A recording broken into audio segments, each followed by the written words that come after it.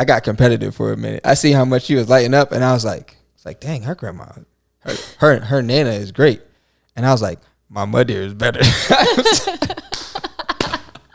I'm not even gonna sit here and lie. I was like, dang, they gonna have to stay toe to toe then, because you probably saw a future with that person. Maybe you wanted to marry that person, and now you're still keeping in touch.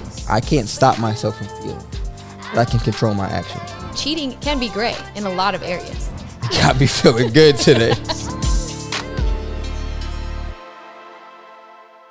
All right, everyone, we are back for round 2 of Jam Session number 7. So this is part 2 of self-love. We kind of ran out of time on the last one, so we're just going to continue on with these questions. Conversation got too good. Yeah. Maybe I was just talking too damn much. I'm sorry.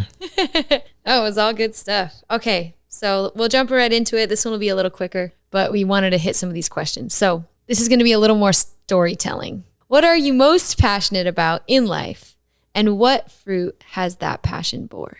Acts of kindness, for sure. And that passion has opened up an endless amount of opportunities for me. I think that the best way to open doors is to listen to somebody else's story, because everybody wants to talk about themselves. And what I like to do is help those who don't always have the ability to help themselves. Not just in a sense of like they want to achieve something, but they need something. So helping people for sure has opened up the most doors for me and will continue to give me the most opportunities in life, because other people, selfishly or unselfishly, want to deal with, work with, be around, love like a selfless person.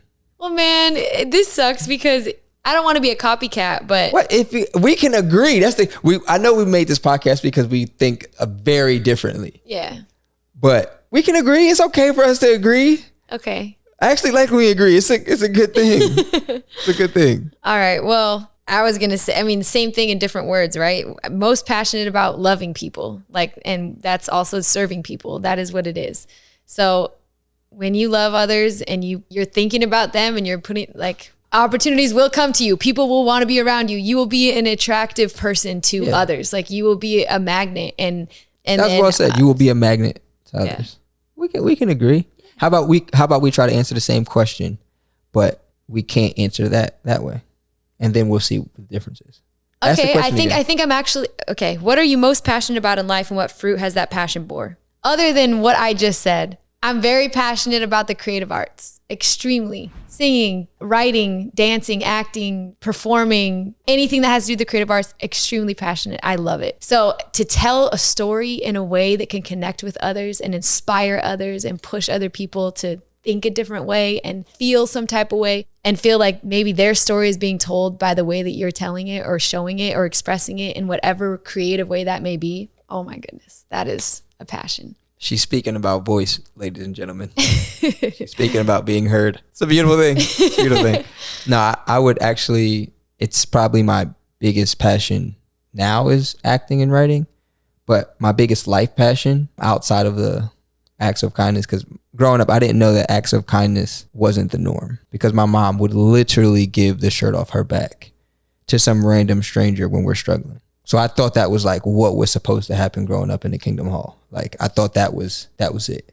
Before I even could conceptualize God or religion, it was sports. Sports has opened up an infinite amount of doors, even since retiring. Being one of the top athletes in 2 sports in high school, and the same thing in college, and then going pro, the amount of people that I've met, the amount of cultures I got to dive into, the amount of cultures I got to see both in and outside of, I can say that I have friends all over the world. I can say that I have done acts of kindness and experienced a range of kindnesses across the world. So sports, for sure. Until this day, even since it's not just when I was playing or competing. Now that I'm retired and it's not an actual structure around it, and I'm having fun playing 7 a.m. basketball at YMCA with my old folks, you feel me? Because my bones is brittle. Don't say that. I met one of my favorite people in LA. This man has to be in his 70s. Michael Lloyd. He's also in the arts, but he is literally one of my favorite people. And I met him playing basketball at the Y. And I get that when I'm in there, I'm probably like the best player on the court and he's older. So I make sure that him and I are in the same team. And if anybody was to like step to Mike, you got to step to me too. But like I got to meet Mike. You know what I'm saying?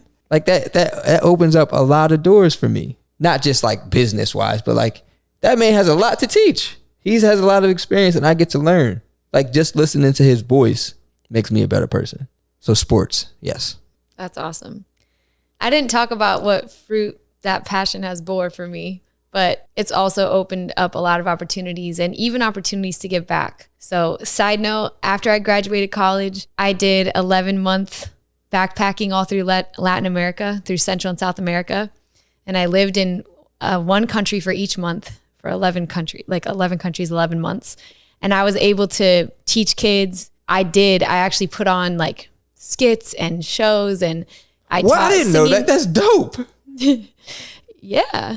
I taught singing lessons and acting, and we put on skits and like for orphanages and for kids that didn't have like money to go to school.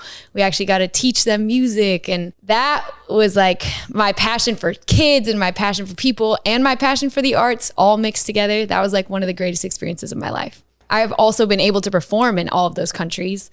And I still have people that I know in all of them to this day, like that still reach out to me and follow me and like support me. And also like, it was a great, yeah. Yeah, that's dope. Stuff like that. Okay. Tell me about the two closest people in your life and how they've impacted you. The two closest? Mm-hmm. As in like the ones I love the most or the ones I speak to the most? This is up for interpretation. The ones I love the most, my grandma. I love my mom too, but like my grandma is my everything. My pop wasn't there growing up. The person that I took after the most in terms of like who I wanted to be, my Uncle K. By term, he's not blood to me. He married my aunt, one of my mom's younger sisters. I got a whole bunch of aunts and uncles. We repopulate like rabbits. But my Uncle K, like the reason I have my nicknames, that's my guy. That is my guy. How has he impacted your life? In every way. So like humor from him. Shout out to you. He's a lefty growing up playing basketball. That was the reason I used my left more than I think I was born left-handed. I also was just mimicking him. So that's probably why I used my left. And then my other uncle made me start writing with my right. That could be the reason that I was ambidextrous or am ambidextrous. He was a Boston fan, or is a Boston fan. And I'm a Sixers fan, but like he got me into the love of basketball because he loved basketball. He was also a very respectful guy. Everybody in the family loved Uncle K. Nicknames is a big thing so my grandpa, his nickname is KD. His real name is Brian Jones, but KD is his nickname. And it stands for Kid Dummy. Like he was the jokester. He was the one that brought the energy. He was the playful one in the room. He was the one that made sure everybody was smiling and happy, even though times were hard. But he was the one that kept things light so that there was progress. I took a lot of that. He didn't have to like, all of my uncles took us. It was a collective thing. They protected us for sure. But he didn't have to do that. He's not blood. You feel me? But I took a lot of his personality, a lot of his morals, his values, and instilled them in myself. And I'm very proud of that. Very proud. Now, my grandma, she is not the smartest person I know now, but growing up, no one could tell me that she was not. She was the type to sit in front of the Jeopardy, the TV and watch Jeopardy and watch Wheel of Fortune and watch all these type of stuff and figure out the stuff. I'm saying like, how? My grandma was blind. We would sit there and watch with her and be like, it's 3 words. The first word is 3 letters. The second word is 6 letters. The last word is 12. And we'll give her the clues and then she'll just listen. And then she'll figure it out. Like, there's no way that you could picture that in your mind. And I used to be inspired. And like, she taught us how to read when we were like 3 and 4. She taught us our ABCs, our 1, 2, 3s, shapes, colors, all of that stuff before we actually got to preschool. And it helped propel us. And that's like, they're like my 2 biggest inspirations and the fundamental reason that I am the way that I am. Not saying I didn't take a lot from a lot of people. and watch a lot of things that other people did or didn't do and learn from those mistakes to make sure that I didn't make them included, but I learned a lot from them. So in terms of love, them two. In terms of the people that I speak to the most, we can just stick to those two. No, my best friend and my best friend's little brother. Okay. But then I'll keep it at that. For me, the closest people in my life are my mom and my nana. My nana is my grandma. So, I mean, in a way, she helped raise me, even though I lived with my mom, but she's always been a huge part of my life.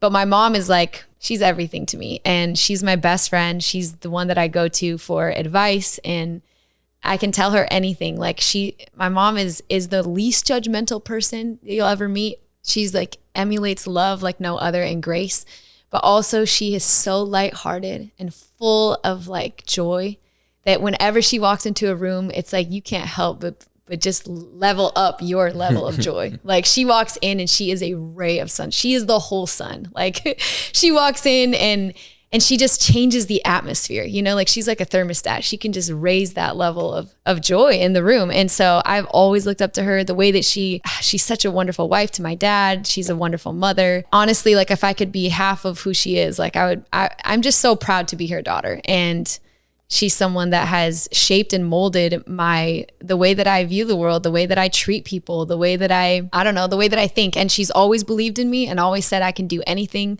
that I set my mind to, which is why I do believe that I can do anything I set, because she instilled that into me since I was a little girl. Jazz, you can do anything you dream about. And she always said that, like, never settle. And so that she's such an inspiration to me. My nana, she's the most selfless person I've ever met in my entire life. She's a legend. Like, ball of sunshine is what I'm hearing. Her legacy spreads far and wide. I mean, you don't meet a person that doesn't love my nana. Like, she is the biggest servant's heart. If you walk into her room, if you walk into the house, look, what do you want? How can I, what are you hungry? Like, let me feed you. What do you need? Like, talk to me. Tell me about your day.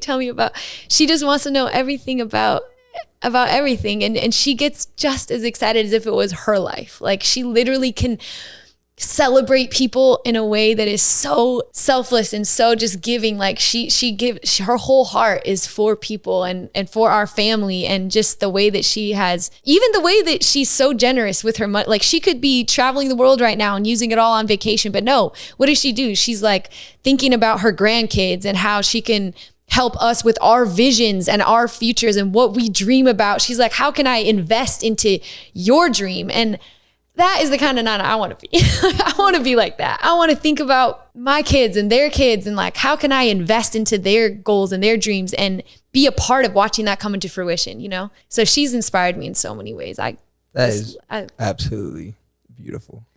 I love how you just like lit up. When you said something, we're gonna do this quick. Have you seen because I'm thinking about my grandma. We were talking about game shows, and then you said Nana. Is it a difference between? So Steve Harvey had this like hilarious. You know what I'm talking about? Steve had this hilarious skit on his game show where he was like, Nana and No and Nana are all different people. Did you have a great grandma and her name was No or Nana? Because my great grandma is Nana. No, my great grandma was Abuelita. I mean, I'm Hispanic, so my nana is a way of saying like grandma, okay. And Abuelita is like grandmother, but we used to call her Nana Angelita. That's the reason I made the face earlier. I was trying to hold it in because I just thought about the Steve Harvey thing. But yeah, I got competitive for a minute. I see how much she was lighting up, and I was like, dang, her grandma. Her nana is great. And I was like, my mother is better.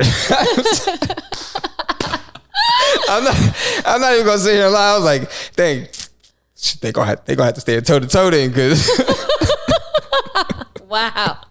No, but I'm wild. I'm drawing. All right, next question. Okay.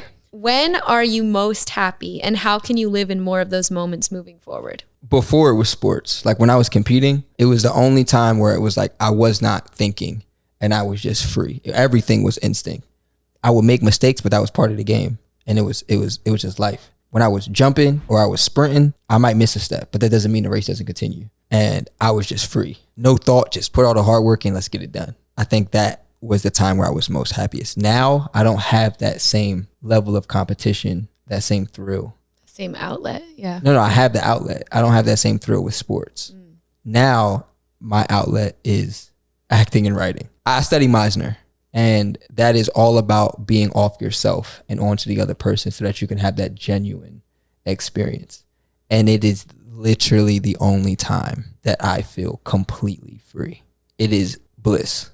It's amazing. And the same thing with writing, when I can just come up with a scenario and then piece things together to create this story.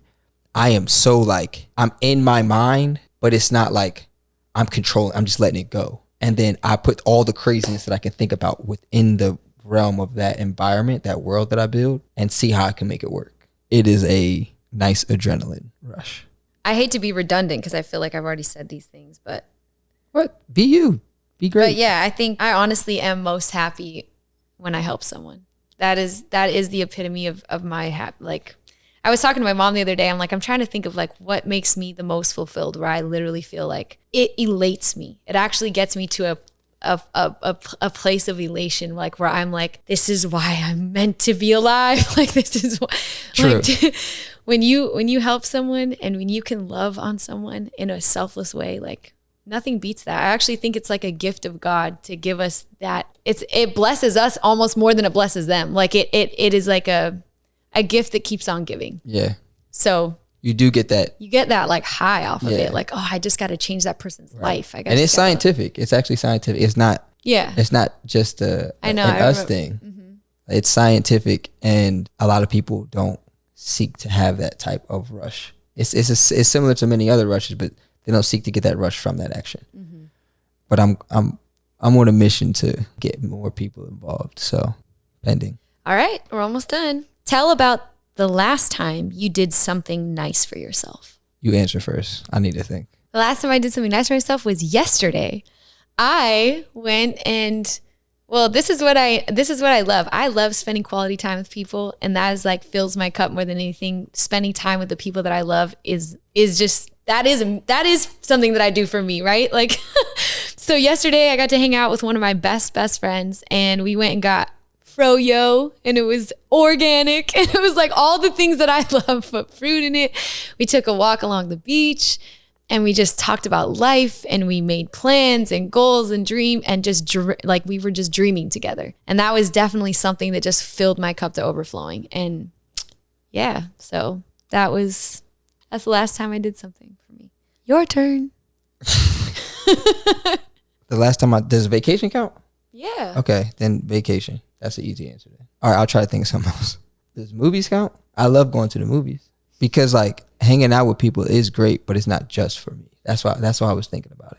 Going on vacation is a time for me to recoup. It's not just for me, so I can get the energy to go continue. So like, but that is like a lot of me time in order to get you to a place where you can go back to doing what you do, right? Okay.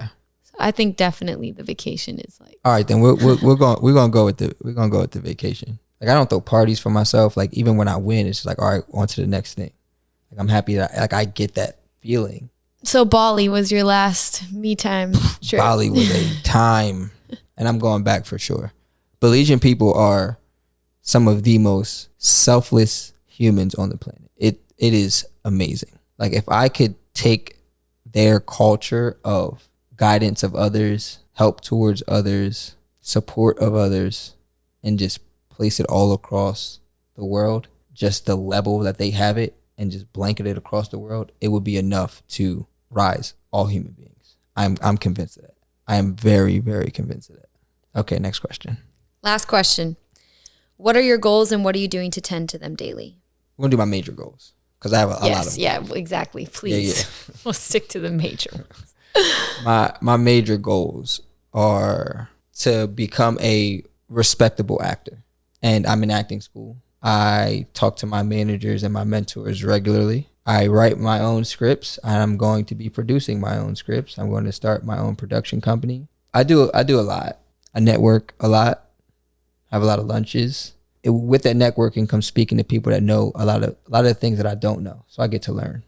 And so I'm constantly a student. even once I find the same successes that I've had in sports or in school or in business, I'm still going to be the individual who wants to learn. One of my major goals is to be financially free, where I don't have to work for anyone, but work for myself. I've already been doing that the last few years, but I think I want to take that to the next level of having financial freedom to a point where I can actually fully focus on my passion, which is music. And I mean, like, one of my major passions is music.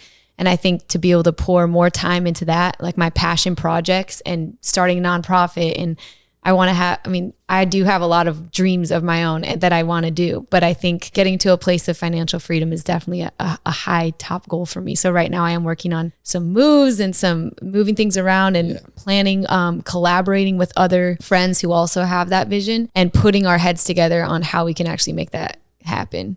That's one of mine. I'm only going to do one more. Okay. Because we're talking about what I want to do for the rest of my life or be for the rest of my life in some ways. And then what I actually want to be for the rest of my life. And that's a father. Everything that I do is for my future family. I don't want to be in the light that I don't want to be in. And then my children catch word of that when they come to fruition. And it's like, well, Dad, you weren't what you're preaching to us. So, and I mean, everything is a little cop out of an answer, but like all the things that I said from the first part of this, that all adds into it as well. So if you didn't go back, because I'm not about to repeat all of that, the list. So there's times where I'm not as high. Right. There's times where I'm not as, and I was happy when we skipped it before, but like I feel like it can help some people. I have, even when I'm not doing my best, I have my lows. Most people don't see my lows because I don't take my problems to the world. When I'm at my worst, there's a list of about 12 things, and I'm not going to remember them all right now, but I have a list of like things that get me in a better mood. And some of them are like, and though I'm not great with social media, some of them are social media related, but it's the group chats, because I use Instagram for funny videos or inspirational videos and memes or whatever you want to call them. And I'll just go to an old group chat and I'll just scroll down videos, and it always makes me smile. Watching a comedy show. Going to find a body of water. I know I mentioned this, but going to the movies. I go to the movies by myself. I probably go to the movies by myself twice as much as I go with other people. Doing an act of kindness. That's a big thing. And whether you do it selfishly or you do it unselfishly, it's still an act of kindness. And that makes me feel great, because even though I'm having a rainy day, someone else can be having a thunderstorm, an earthquake, a typhoon. There could be a tsunami in someone's life. And that puts things into perspective for me. If you need to get out of a slump, there's a lot of ways that you can help yourself. It's true. I don't have a written down list. I have a mental list. I already know what those things are, but I think writing them down is actually brilliant, because then when you forget the ones, then you have that to go back to. So I think that's some great advice. Thanks. Yeah, I like that. I think I'm going to write mine down actually for once. I'm rubbing off on you. Okay. One more goal. I don't know. There's too many. I don't know how to pick one. That's hard. You don't have to be the second on the list. Yeah. Yeah. Well, my goal is to become a successful music artist. That's like a now goal, right? So what I'm doing to tend to that daily is constantly meeting with my team and coming up with ways that I can really make the biggest impact in the world of music. And that includes who I work with. And I mean, I'm constantly networking as well and trying to connect to the right people, because I believe you are as great as your team, like as great as, the people that surround you. And so even just finding the right people, like I'm super blessed that the people I'm working with, I feel like we have the same mindset and the same goals as far as like why I'm doing this and what kind of impact we want to make. So I set aside a lot of time every day to pour into that. All right. Well, guys, that was part 2. And our next session is going to be about trust issues. So, all right, we'll see you then. Till next time.